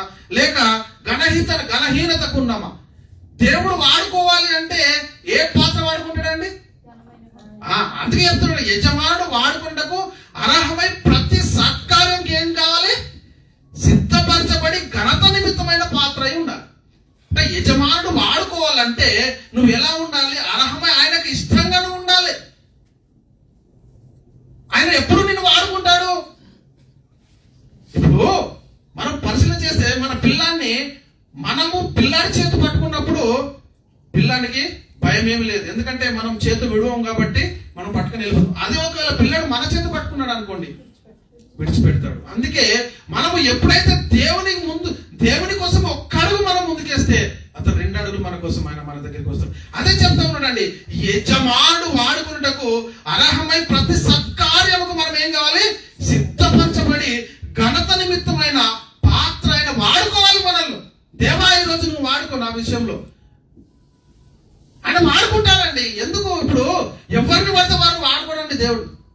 ఎవరిని పడితే సమయం వచ్చినప్పుడు దేవుడు గాడిని కూడా నోరు లేని గార్ధవము మానస్వరంతో మాట్లాడిందట. బిలాము యొక్క వెర్రితనాన్ని అడ్డగించినట్టుగా మనము లేఖనంలో చూస్తాం. ఒకసారి పరిశీలన చేయండి, దేవుని యొక్క ఉద్దేశం ఏంటి, దేవుని యొక్క సంకల్పం ఏంటి అనేది ఒకసారి మనల్ని మనమే పరిశీలన చేసుకోవాలంటే ఘనత నిమిత్తమై ఉండాలి. మనము ప్రతి సత్కార్యముకు పూర్ణంగా సిద్ధపడాలి. వచ్చినటువంటి మనలో ఉన్నటువంటి కల్మశాన్ని, అందుకంటాడు మనము అద్దం ముందుకు వెళ్తే పొద్దున ఈ ముఖం మీద ఏమైనా మచ్చ మడత డాగు కలంకాలు ఉండే వాటిని అన్నింటినీ ఎందుకు సరి చేసుకుంటామండి, అద్దం చూపిస్తా ఉండదు నువ్వు పోతే. మరి అదే విధంగా దేవుని సన్నిధికి వచ్చినప్పుడు దేవుడు నిన్ను చూస్తా ఉంటే నీలో ఎలా కనబడతా ఉన్నావు, నీ హృదయము దేవునికి ఎలా కనబడతా ఉంది అనేది ఒకసారి మనల్ని మనమే పరిశీలన చేసుకోవాల్సిన అవసరం ఎంతైనా. ప్రియులారా, కొన్ని ఘనత కట కొన్ని ఘనహీనతకు, ఈ రెండింటిలో మనం ఎందులో పాత్రమై ఉన్నామో అది మనల్ని మనమే పరిశీలన చేసుకోవాలి. ఎవరో కాదు, ఇక్కడ చెప్పాల్సింది ఎవరో కాదు, మనల్ని మనమే పరిశీలన చేసుకొని ఆ ఘనత నిమిత్తమైన ఆ అర్హమైనటువంటి పాత్రగా ఆయన ఉపయోగించుకునేటటువంటి పాత్రగా మనల్ని మనమే మార్చుకుంటే ఆయన మనల్ని ఉపయోగించుకుంటాడు. అదండి దేవునికి మహిమ కలుగును గాక. హల్లెలూయా. కాబట్టి ఆలోచన చేయండి ప్రియ దేవుని సంగమా. ఎందుకనంటే దేవుడు నిన్ను నన్ను సృజించిన విధానము చాలా అద్భుతం అండి. ఎందుకంటే ఆయన ఒక సేవకుగా నిన్ను లేదు, కోట్ల దేవదూతలు అనునిత్యం పరిశుద్ధుడని గాన ప్రతిగానాలతో స్తుతించబడతా ఉన్నా నాకు ఇంకా కుమారుడు కావాలని ఆయన నిన్ను నన్ను కన్నాడే. మరి నా కుమారుడు నా మాట వినకపోతే, నా కుమారుడు ఉన్నాడండి నా మాట వినకపోతే, ఒకసారి చెప్తాను, 2 సార్లు చెప్తాను, 3సారి మారులం కాబట్టి ఒక చెంప తెప్పేస్తాం మనం. మరి దేవుడు మనకు ఎంత సమయాన్ని ఇస్తా ఉన్నాడు చూడండి. దేవుడు మనకు ఎంత సమయాన్ని ఇస్తా ఉన్నాడు. ఇక మాత్రమేమో నా కుమారుడు వస్తాడు, నా దగ్గరికి వస్తాడని తండ్రి ఆశతో చూస్తూ ఉంటాడు. ప్రియుల, నేను కుమారుడు అని అంటే ఆత్మకు లింగ భేదం అనేది లేదు. అందరము కుమారులు, స్త్రీ పురుషుడని ఉండదు. ఆత్మకు లింగ భేదం లేదండి. అదే చెప్తున్నాడు. అంటే కుమారులుగా దేవుడు మనలో కావాలనుకున్నాడు అని చెప్తా ఉన్నాడు. అంటే ఈ కుమారుల యొక్క పరిస్థితి ఏంటి? మరి దేవుడు వాడుకున్న అర్హమైన పాత్రగా ఉన్నామా? ప్రతి సత్కార్యానికి పూర్ణంగా సిద్ధపడి ఉన్నామా? మన హృదయాంతరంగం మొదట మారాలి. దేవుడే అప్పుడే నిన్ను మార్చుకుంటాడు. మనకు అర్థం కావాలి దైవజనులు ఎవరు, మనం ఎవరము, ఎవరు ఎందుకోసం ఇక్కడికి వచ్చారు, దేన్ని ప్రకటించడానికి వచ్చారు, ప్రకటిస్తున్నది ఆయన వాక్యమేనా లేక నా సొంతది ఏమైనా ఉందా? అప్పుడే బెరియా విశ్వాసం గురించి అందుకే పౌలు చాలా అద్భుతం రాస్తుంది నాకు. ఎందుకంటే అనుదినము లేఖనాలను మనం పరిశీలన చేయాలి, పరిశోధించాలి. చెప్తున్నటువంటిది దొంగ బోధకుల లేక దేవుని సత్యాన్ని ప్రకటించవాలా అనేది మొట్టమొదట ఎవరైనా కానీ వాక్యం ప్రకటించినప్పుడు చూసుకునేటువంటి బాధ్యత విశ్వాసులదే. ఎవరేం ప్రకటిస్తా ఉన్నారు అనేది మొదట మనల్ని మనం పరిశీలించుకోవాలండి. ఒక ఆత్మ ఈరోజు నేను రాను, ఎవరో రారు, నీ ఆత్మను నిన్ను నీవే రక్షించుకోవాలి. ఒక బస్సు ఎక్కామండి, ఆ బస్సు మన ఊరు వెళ్ళదని తెలిసినప్పుడు దిగి వెంటనే మనము ఇంకో బస్సు ఎక్కుతామా, అందులోనే వెళ్ళిపోతామా? అందుకే మనల్ని నిత్య జీవానికి నడిపించాలి. మనసులో వ్యక్తులో కాదు ఇక్కడ నడిపించేది ఆయన వాక్యమే. ఆయన వాక్యమే మనలో కార్యసిద్ధి కలగజేయాలి. అక్షయ అలంకారంగా మనల్ని మనమే మార్చుకోలే. ఆయన వాడుకునేటువంటి అర్హమైన పాత్రగా నిన్ను నీవే దిద్దుకోవాలని లేఖనం చదివిస్తుంది. కాబట్టి తను తాను పవిత్ర పరుచుకునేలా వాడు పరిశుద్ధపరచబడి ఏమంటున్నాడు, యజమానుడు వాడుకున్నటకు ప్రతి సత్కార్యంకు సిద్ధపడి మరి ఘనత నిమిత్తమైన పాత్రగా మనం ఉండాలి. మనల్ని చూస్తే ఈయన క్రీస్తు గురించి ఏం సాక్ష్యం ఇచ్చినాడు దేవుడు? ఈయనే నా ప్రియ కుమారుడు, ఈయన అందు నేను ఆనందించుచున్నాను. చెప్పగలుగుతా సాక్ష్యం ఉందా మనకు? మన సాక్ష్యం ఏది? మరి ఆయన చెప్పగలగాలి, తండ్రి ఈయన నా కుమారుడు అని చెప్పగలగాలి. అప్పుడే మనం ఆయనలో ఉన్నటువంటి పరిస్థితిని మనం చూస్తూ ఉంటాం. అందుకే ప్రభు చెప్తా ఉన్నాడు చాలా సందర్భాల్లో, మొదట ఆయన రాజ్యాన్ని నీతిని వెతుకమన్నాడు. మీరు లోక సంబంధంగా మీరు ఎన్ని చేస్తా ఉన్నా ఏం చేస్తా ఉన్నా అది శరీరం కోసమే, అది కొద్ది కాలం ఉండదని నువ్వు ఎప్పుడు కూడా చెప్తా ఉంటాను. ఎందుకనంటే దేవుడు మనల్ని కోరుకున్న సబ్జెక్ట్ వేరే. దేవుడు మనల్ని ఎలా కావాలనుకున్నాడో ఆ సబ్జెక్ట్ వేరే, కానీ ఇక్కడ కొన్ని లోకంలో ప్రకటిస్తబడుతున్నటువంటి బోధనలు నేను చూస్తూ ఉన్నా, అవి వేరే కనబడతా ఉన్నాయి. దేవుని యొక్క సంకల్పం ఏంటనేది మనం మొట్టమొదట గుర్తించుకోవాలి. ప్రియులారా, దేవుడు ఈ రెండు పాత్రల్లో మరి మనం ఎక్కడ ఉన్నాం అనేది ఒకసారి అర్థం చేసుకుని ఇంకొక రెండు మాటల గురించి చెప్తున్నాడు, ఇంకొక రెండు పాత్రల గురించి చెప్తున్నాడు. ఏంటంటే రెండు పాత్రలు అంటే, ఓటేమో ఓటికుండనంట. ఓటికుండ అంటే ఏంటంటే పలికి మాలిన ఘటమా అంటాడు. ఈ ఓటికుండ అంటే ఏంటంటే కాల్చబడిన తర్వాత పనికి రాదట ఇది. అదేంట ఓటికుండ అంటే అదేంటంటే పనికి మాలిన ఘటమ. ఇంకోటి ఏంటంటే మరలా బాగు చేయని అసత్యమైన కుమ్మరి పాత్ర.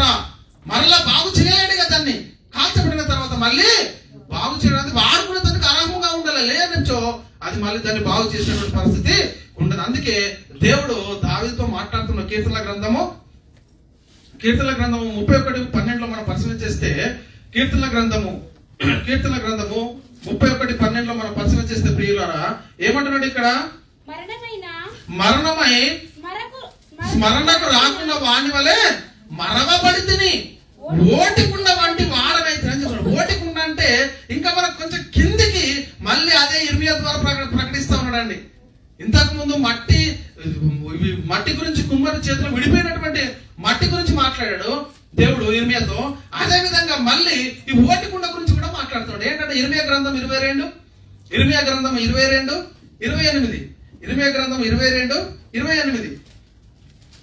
ఏమంటాడు ఇక్కడ, కొన్యాను ఇతడు హేయమైన ఓటికుండ వంటి వాడా అంటాడు.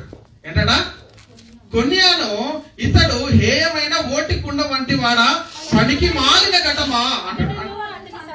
అతడును అతని సంతానము విసిరివేయబడి చూడండి దేశంలోనికి ఎలా త్రోయబడి అంటాడు. ఒకసారి ఆలోచన చేయాలంటే కొన్యాను ఇతడు హేయమైన ఓటికుండ వంటి వాడా, పనికి మాలిన ఘటమా అంటే దేవుడు వాడుకునేటువంటి పాత్రల్లో అర్హమైన పాత్రలు ఉన్నాయి, ఘనత నిమిత్తమైనవి, కొన్ని ఘనహీనతకు ఉన్నాయి. మనం ఎందులో ఉన్నాము అనేది ఒకసారి మనలో మనం పరిశీలన చేసుకున్నాం. అందుకే సైన్యములకు అధిపతి యెహోవా ఇలాగ సెలవిచ్చుచున్నాడు, మరలా బాగు చేయని అసఖ్యమైన కుమ్మరి పాత్రను ఒకడు పగలగొట్టినట్టు నేను ఈ జనులను పట్టణములను పగలగొట్టి అంటాడు. చూద్దాం ఆ మాట కూడా. ఇర్మియా గ్రంథము అదే మాట, అదే ప్రవక్తతో మాట్లాడుతూ ఉన్నాడు. ఇర్మియా గ్రంథము 19:11 సైన్యములకు అధిపతి యెహోవా ఇలాగ సెలవిచ్చుచున్నాడు, మరలా బాగు చేయని అసఖ్యమైన కుమ్మరి పాత్రను ఒక్కడు పగలగొట్టినట్లు నేను జనమును పట్టణములను అంటే దేనికోసము పగలగొట్టబోచున్నాను అని చెప్తాడు. ఇక్కడ తోఫెత్తులో పాతి పెట్టేటకు స్థలం లేకపోవనంతగా వారు అక్కడనే, ఎవరంటే వీళ్ళు ఘనంత నిమిత్తం కాదు, ఘనహీనమైనటువంటి పాత్రలుగా ఉన్నటువంటి పరిస్థితులు. అంటే మరలా బాగు చేయని అసఖ్యమైనటువంటి కుమ్మరి పాత్ర గురించి చెప్తున్నాడు. ఒకటేమో అందమైనటువంటి పాత్ర, ఒకటేమో ఘనమైనటువంటి పాత్ర, ఒకటేమో ఘనహీనమైనటువంటి పాత్ర.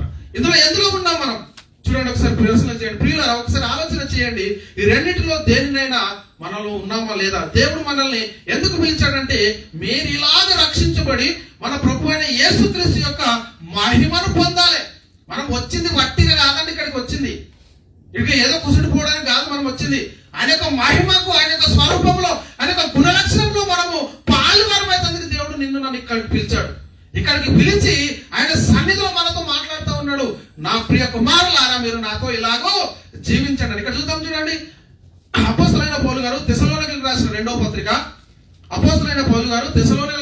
2వ పత్రిక 2వ అధ్యాయము 14వ వచనంలో మనం పరిశీలిద్దామండి.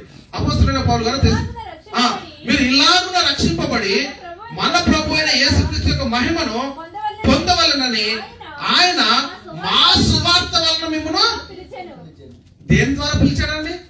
వ్యక్తుల సాక్ష్యం ద్వారా, నా బ్యాక్గ్రౌండ్ ద్వారా. దేని ద్వారా పిలిచాడు ఆయన? సువార్త. ఎవరి గురించి? క్రీస్తు గురించి చెప్తాడు. ఏమంటున్నాడు? మీరు ఇలాగున రక్షింపబడి మన ప్రభు అయిన యేసుక్రీస్తు యొక్క మహిమను పొందవలెనని ఆయన మా సువార్త ద్వారా ఆయన మహిమ పొందడానికి, ఆయన మీకు ఇచ్చినటువంటి మహిమను మీరు పొందుకోవడానికే ఆయన మిమ్మల్ని పిలిచాడని చెప్తున్నాయి లేఖనాలు. ఒకసారి ఆలోచన చేయండి, మీరు ఇలాగున రక్షింపబడాలి. ఎందుకు? ఆయన యొక్క మహిమ, ఆయన యొక్క ఇక్కడ మనం పరిచయం చేస్తే పిల్లల సంఘానికి వచ్చిన మనలో కార్యసిద్ధి కలగజేసేది ఏంటండి? ఏం కలగజేయాలి మనలో కార్యసిద్ధి? ఎవరి గురించి వింటే మనలో కార్యసిద్ధి కలగజేయాలి. అదే చెప్తున్నాడు, వాక్యము మనలో కార్యసిద్ధి కలగజేయాలి. అంటే విశ్వాసులైన మీలో కార్యసిద్ధి కలగజేసేది ఆ వాక్యమే అంటాడు. ఆ వాక్యమే మన హృదయంలో కార్యసిద్ధి కలగజేయాలి. అంతే తప్ప ఏ మాట ద్వారా కూడా మన హృదయంలో ఏది కూడా అంటే నువ్వు క్రీస్తు యొక్క మహిమను పొందుకోవాలంటే నువ్వు వినాల్సింది కూడా ఆయన వాక్యమే. ఆయన స్వభావంలోనికి నువ్వు మార్చబడాలంటే, ఆయన గుణంలోనికి నువ్వు మార్చబడాలంటే, ఆయన మహిమలోనికి నువ్వు మార్చబడాలంటే వాక్యమైనదై ఉండాలి. ఆయన వాక్యం ద్వారానే నీ హృదయంలో కార్యసిద్ధి కలుగుతుంది. చూద్దాం, చూడండి ఇక్కడ మనం పరిశీలన చేస్తే తెస్సలోనికీయులకు రాసిన పత్రిక, అపోస్తలుడైన పౌలు గారు తెస్సలోనికీయులకు రాసిన పత్రిక మొదటి పత్రిక 2వ అధ్యాయము 11వ వచనము. ఇక్కడ చెప్తున్నాను, చాలా జాగ్రత్తగా ఆలోచించాలండి ఈ వాక్యము. ఈ హేతువు చేతను మీరు దేవుని గురించిన వర్తమాన వాక్యము ఏంటండి? ఎవరి గురించి చెప్పారండి వీళ్ళు? పౌలు గారు ఎవరి గురించి చెప్పాడు ఇక్కడ? ఎవరి గురించి చెప్తా ఉన్నాడు? ఆ హేతువు చేత మీరు దేవుని గురించిన వర్తమాన వాక్యము మా వలన అంగీకరించినప్పుడు మనుషుల వాక్యం అని ఎంచక అది నిజముగా ఉన్నట్లు దేవుని వాక్యం అని దానిని అంగీకరించింది కనుక మేమును మానక దేవునికి కృతజ్ఞతాస్తుతులు చెల్లించుచున్నాము. ఆ వాక్యమే విశ్వాసులైన మీలో కాదండి. వాక్యము విశ్వాసులైన మనలో కార్యసిద్ధి కలగజేసేది ఆ వాక్యమే. వాక్యము బోధిస్తున్నప్పుడు ఎవరి వాక్యమై ఉండాలి? ఇక్కడ చెప్తున్నాడు పౌలు. ఆ హేతు చేత మీరు దేవుని గురించిన వర్తమాన వాక్యము మా వలన అంగీకరించారు. వీళ్ళు ఏం చెప్పుంటారు అన్నప్పుడు? దేవుని గురించి చెప్పారా? మీరు సొంత గురించి ఏమైనా చెప్పారా? సృష్టి గురించి ఏమైనా చెప్పారా? దేవుని గురించి చెప్పారు కదండి. ఆ హేతు చేత మీరు దేవుని గురించిన వర్తమాన వాక్యము మా వలన అంగీకరించినప్పుడు మనుషుల, నేను అదే చెప్పాను, చెబుతున్నది మనుషుల గురించి ఎప్పుడు కూడా వ్యక్తుల మీద అస్సలు డిపెండ్ కావద్దు, నా మీద కూడా డిపెండ్ కావద్దు. దేవుని వాక్యమే మీలో కార్యసిద్ధి కలగజేయాలి. దేవునికి స్తోత్రం కలుగును గాక. అందుకే చెప్తున్నాను, మనుషుల వాక్యం అనించొద్దు, అది నిజంగా ఉన్నట్లు దేవుని వాక్యం అని దానిని ఏ వాక్యం అంటే చెప్పేది? దైవజనుని వాక్యం. ఏది నా సొంత వాక్యం అని తయారు చేసుకున్నదా? పరిశుద్ధాత్మ ద్వారా సంఘానికి ఇచ్చినటువంటి ఆజ్ఞను ప్రకటించడానికి ఆయన ఎన్నుకున్నటువంటి సేవకుడు ఆయన మాటలే ప్రకటించాలి. అదే ఈ రోజు సంఘానికి కావాల్సింది. అదే చెప్తున్నాడు ఇక్కడ, మనుషుల వాక్యం అని ఎంచక అది నిజంగా ఉన్నట్లు దేవుని వాక్యం అని దానిని అంగీకరించారు కనుక మేమును మానక దేవునికి కృతజ్ఞతాస్తుతులు చెల్లించండి. అంటే చూడండి, ఎవరి వాక్యం కావాలి ప్రియ సహోదరి, ప్రియ సహోదరుడు? ఒకసారి ఆలోచన చేయండి. మనలో మార్పు జరిగించే ఆ వాక్యం కోసం మనం రావాలి సంఘానికి. పక్క పొంటి వారి గురించి అసలే రావద్దు. నీ ఆత్మను రక్షించుకోవడానికి నువ్వు ముఖ్యంగా సంఘానికి రావాలి. పక్క పొంటి వాళ్ళు వస్తున్నారా లేదా? లోతు తన భార్యతో బయలుదేరాడు, వెనక్కి చూశాడా? ఏమన్నాడు? దేవుడు చెప్పాడు వెనక్కి తీరకుండా వెళ్ళిపోమంటే ఏం చేసింది లోతు భార్య? అమ్మగారు ఏం చేశారు? దేనికోసం తిరిగింది వెనక్కి? ఆ లోకము, ఆ సొదొమ గొమొర పట్టణం అంట ఏదో అంతటి నా ఆస్తి ఏమైపోయింది, నా దయమైపోయింది అంటే దేవుడు చెప్పిన మాట కంటే ఆమెకి ఏది గొప్ప కనిపించింది? అది. అందుకే ఏమైపోయింది? ఉప్పు స్తంభం అయిపోయింది. అయ్యో నా భార్య ఉప్పు స్తంభం అయిపోయిందని లోతు ఎందుకు తిరిగాడా? అదండి దేవుని మాటకు ఉన్నటువంటి గౌరవము, దేవుడు ఇచ్చినటువంటి ఆ మాటకు మనం లోబడిపోవాలి అంతే. ఎవరో పడిపోతా ఉన్నారు, అందుకే నాగటి మీద చేయి వేసి మళ్ళీ చూడొద్దాడు ప్రభు చెప్తున్నాడు మాట. అంటే ఎందుకు ఆలోచన చేయండి ప్రియ సహోదరు, ప్రియ సహోదరుడు. ప్రియుల వాక్యం మనలో కార్యసిద్ధి కలగజేశారంటే యేసుక్రీస్తు మన కోసం ఏం చేశాడు, తండ్రి ఆయన ఎందుకు పంపించాడు, ఆయన మన కోసం వచ్చి ఆయన ఆఖరి రక్త బిందు వరకు ఎలా కార్చాడు. అందుకే చెప్పాడు. అసలు బాప్తిసంలో జరుగుతున్నది చాలా మందికి అర్థం కావట్లేదండి. నేను అందుకే ప్రతిసారి ఎందుకు దీన్ని ఎక్స్ప్లెయిన్ చేయగలుగుతా ఉన్నానంటే, దేవుని యొక్క సంకల్పం అంతా ఎక్కడ ఆగి ఉంది, దేవుని యొక్క కుమారత్వం అంతా ఎక్కడ ఆగి ఉందంటే బాప్తిస్మం కన్నా ఆగి ఉంది. ఒక కంపెనీలో మనం ఎంట్రన్స్ కావాలంటే ఫస్ట్ మనకు కొన్ని టెస్టులు పెడతాడు. ఇంతకి అర్హుడు అయితేనే ఈ కంపెనీలో నీకు కాడు. ఇప్పుడు మనం వెళ్తే మన కంపెనీ మనకు ఒకటి సిపిఆర్ ఇస్తుంది. అంటే ఈ సిపిఆర్ లో అడ్రస్ ఎవరిది ఉంటుంది?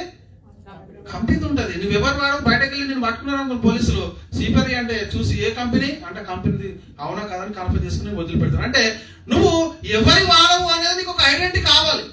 ఐడెంటిటీ కావాలంటే మనకి ఈ లోకంలో ఐడెంటిటీ గురించి తెలుసు. మరి దేవుని సంఘంలో ఆయన శరీరంలో మనం పాలు పంపులు పొందాలంటే, ఆయన శరీరంలో ఒక అవయముగా ఉండాలంటే మనకేం కావాలి? అదే చెప్తున్నాడు ఇక్కడ. క్రీస్తులోనికి బాప్తిసం పొందిన మీరందరూ క్రీస్తుని ధరించుకుంటాం. అంటే క్రీస్తుని ధరించుకోవడంలో చాలా మందికి అర్థం కావట్లేదు. ఏం ధరించుకుంటారు మన క్రీస్తులో? ఏం ధరించుకుంటారు మన క్రీస్తులో? ఒకసారి చెప్తారా? మనం ఇన్ని సంవత్సరాల నుండి సంఘానికి వస్తున్నాం. Fully charged battery, fully charged. Unplug charger. మనకి ఏమొస్తుంది అంటే క్రీస్తులోని ఇక్కడ చెప్తారు ఏమండి, చదవండి. గలితీయులకు రాసిన పత్రిక 3:20లో అపోస్తలుడైన పౌలు గారు గలితీయులకు రాసిన పత్రిక 3:20లో ఒక మాట అద్భుతమైనది చెప్పాడండి. మధ్యవర్తి ఒకరికి క్రీస్తు యేసులోనికి 37 27 క్షమించండి 27 క్రీస్తు యేసులోనికి బాప్తిసం పొందిన మీరందరూ క్రీస్తును ధరించుకుని ఉన్నారు. అంటే క్రీస్తును ధరించుకోవడం అంటే ఏంటి అని అంటే క్రీస్తు మహిమను, క్రీస్తు స్వభావాన్ని, క్రీస్తు గుణలక్షణాలని, మరే దేవుని కుమారత్వాన్ని ధరించుకోవడం. అంటే క్రీస్తు ఏదైతే గుణలక్షణాలు కలిగి ఉన్నాడో ఆ గుణలక్షణాలను ధరించుకోవడము, క్రీస్తు ఏదైతే స్వభావం కలిగి ఉన్నాడో ఆ స్వభావాన్ని కలిగి మనం ధరించుకోవడం. ఆయన మహిమలో, ఆయన స్వభావంలో, ఆయన గుణలక్షణంలో, ఆయన ఎలాంటి మహిమలో ఉన్నాడో ఆ మహిమలో ఉన్నది ఉన్నట్టుగానే మనము ధరించుకోవడము. ఆయన ఏమన్నాడండి, నేను జయించిన తండ్రి సింహాసనం ముందు కూర్చున్న ప్రకారము జయించిన వారిని నాతో కూడా కింద కూర్చుని పెడతాడా? ఏమన్నాడు? అదే అండి దేవుడు మనకు క్రీస్తు ద్వారా అనుగ్రహించిన మహిమ ఏంటంటే, ప్రభు ఏమంటాడు, నిన్ను జయించి నా తండ్రి సింహాసనం ముందు కూర్చున్న ప్రకారము జయించిన వారిని నాతో కూడా నా సింహాసనం ముందు. అదే అండి ఆయన మహిమ. ఆయన మహిమ నీకు ఇస్తాడు ఈరోజు. ఆ మహిమ ఆయన ఏమిస్తుండో మనకు అర్థం కాదు ఈరోజు. ఆయన ఒక మహిమ ఏంటి, ఆయన స్వభావం ఏంటి, ఆయన గుణలక్షణాలు ఏంటి. ఆయనే నేను జయించాను, నాతో కూడా జయించిన వారిని నాతో కూడా కూర్చుని పెట్టుకుంటున్నాడు. దేవుడు నన్ను క్రీస్తు వారిని మనల్ని ఒకే రీతిగా చూశాడు. ఆయనను కుమారుడుగానే చూశాడు, మనల్ని కూడా కుమారులుగానే చూశాడు. అంటే ఆ మహిమ అనేది మనం ధరించుకోవాలి మొదట, అప్పుడే మనము ఆయన వరం. కాబట్టి పిల్లరా, అందుకే చెప్తాడు, నా పిల్లలారా క్రీస్తు స్వరూపము మీ యందు ఏర్పడి వరకు మీ విషయమై మరలా నాకు ప్రసవ వేదన అంటాడు. చూడండి ఎంత గొప్ప పదం వాడాడు చూడండి అక్కడ పౌలు గారు. ప్రసవ వేదన గురించి ఎంత రాసినాదే తక్కువే అండి. తల్లి ఒక బిడ్డను కనాలంటే ఆ ఎంతటి వేదన అనుభవిస్తుందో, ఒక ఆత్మ నిత్య జీవానికి నడిపించాలంటే బోధకుడు కూడా అంతటి ప్రసవ వేదన అనేది పడాల్సిందే. చూద్దామా లేఖనం గలితీయులకు రాసిన పత్రిక 4:19లో అద్భుతమైనటువంటి మాట చెప్పాడండి. గలితీయులు ఏంటండి, నా పిల్లలారా క్రీస్తు స్వరూపం మీ అందు ఏర్పడే వరకు మీ విషయమై మరలా నాకు ప్రసవ వేదన కలుగుచున్నది అంటాడు. ఎంటికి ప్రసవ వేదన? ఒక ఆత్మ రక్షించబడాలంటే ఎంత కష్టమో తెలుసా అండి. కరోనా టైంలో దేవునికి స్తోత్రం కలుగును గాక, కరోనా టైంలో ఒక 2 నిమిషాలు దేవుని సమయాన్ని వాడుకుంటున్నా, క్షమించాలి. కరోనా టైంలో ఒక నలుగురు వ్యక్తులు వాక్యం ప్రకటిస్తూ ఉంటే నేను ఎక్కడ నిలబడితే అక్కడ 3 గంటలు నిలబడి వాక్యం చెప్పాను. దేవునికి స్తోత్రం. 3 గంటలు నిలబడి అక్కడే, ఎక్కడ నిలబడితే అక్కడే వాక్యం, ఎక్కడ నిలబడితే అక్కడ విని లాస్ట్ కు వాళ్ళు ఒక అండర్స్టాండ్కి వచ్చేసారు, మేము తీసుకున్నటువంటి బాప్తిసం సరైనదని. కానీ కరోనా టైంలో పేరులో మొత్తం బీచ్లన్నీ బంద్, ఎక్కడ కూడా బాప్తిసం వేయడానికి కూడా నాకు సంఘం లేదు. లాస్ట్ కు ఆస్కర్కి వెళ్ళిపోయామండి. ఆస్కర్కి వెళ్ళిపోయి అక్కడ లాస్ట్ సముద్రం లాస్ట్ లో దిగి ఆ రోజు వారికి 4 ఒకే రోజు బాప్తిసం ఇవ్వడం జరిగింది. అంటే దేవుని యొక్క ప్రణాళిక ఏంటంటే, ఎప్పుడైతే వాక్యము వింటామో ఆ వాక్యము చెప్పాలి అంటే, ఒక ఆత్మను రక్షించబడాలి అంటే ఎంత వేదన ఉంటుంది తెలుసా, ఎంత యాతన అది. చెప్పాలి. అదే, ఇంకా వేరే ఉద్దేశం ఉండదు. నిలబడితే ఒక్కొక్క రోజు అండి, ఇక్కడ నిలబడితే ఒక 3 గంటలు ఇలానే వాక్యం చెప్పేవాడిని. వాళ్ళు నాతో ఉండేవాళ్ళు అలాగే వెళ్ళిపోలేదు విడిచిపెట్టి.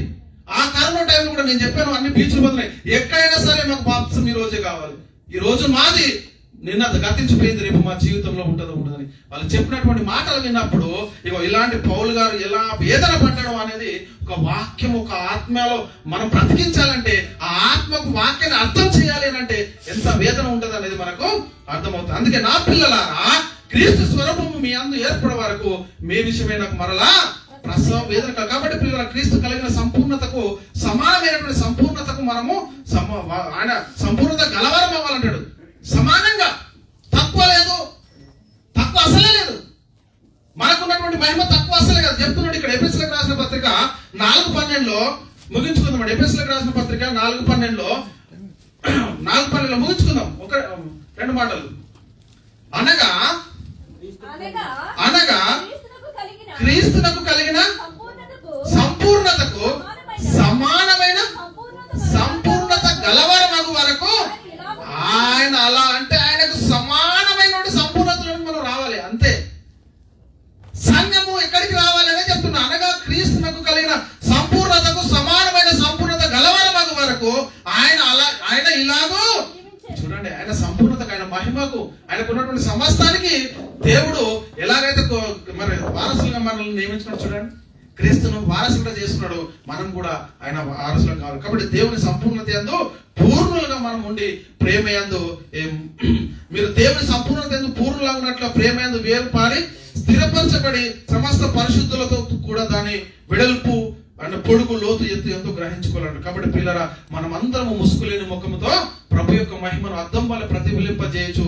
మరి మహిమ నుండి అధిక మహిమ పొందుచు ప్రభువుకు ఆ ఆత్మ చేత ఆ పోలికగానే మార్చబడుతున్నామండి. లాస్ట్ వచనం చూసుకొని ముగించుకుందాం. కొరింథీయులకు రాసిన 2వ పత్రిక 3:18. కొరింథీయులకు రాసిన 2వ పత్రిక 3వ అధ్యాయము 18వ వచనం అండి. మనమందరము ముసుగులేని ముఖముతో ప్రభు యొక్క మహిమను ఆగండి. ఏంటండి అద్దము ఏం చేస్తుంది? మన దగ్గరికి పోతే మన ప్రతిబింబాన్ని చూపిస్తుందండి. అందుకే ఏం చెప్తున్నాం? మనమందరము ముసుగులేని ముఖముతో ప్రభు యొక్క మహిమను అద్దము వల్ల ప్రతిఫలింపజేయచ్చు. ఇక్కడ ఆగిపోమన్నాడు. ఏంటి? మహిమ నుండి అధిక మహిమ పొందుచు ప్రభువగు ఆత్మ చేత ఆ పోలికగానే దేవునికి స్తోత్రం కలుగును గాక. హల్లెలూయా. ఏంటంటే మనమందరము ముసుగులేని ముఖముతో ప్రభు యొక్క మహిమను అర్థము వల్ల ప్రతిఫలింపజేయచ్చు. మహిమ నుండి అధిక మహిమ పొందుచు ప్రభువకు ఆత్మ చేత ఆ పోలికగానే మనం మార్చుకున్నాం. ఆయన యొక్క పోలిక ఏంటి?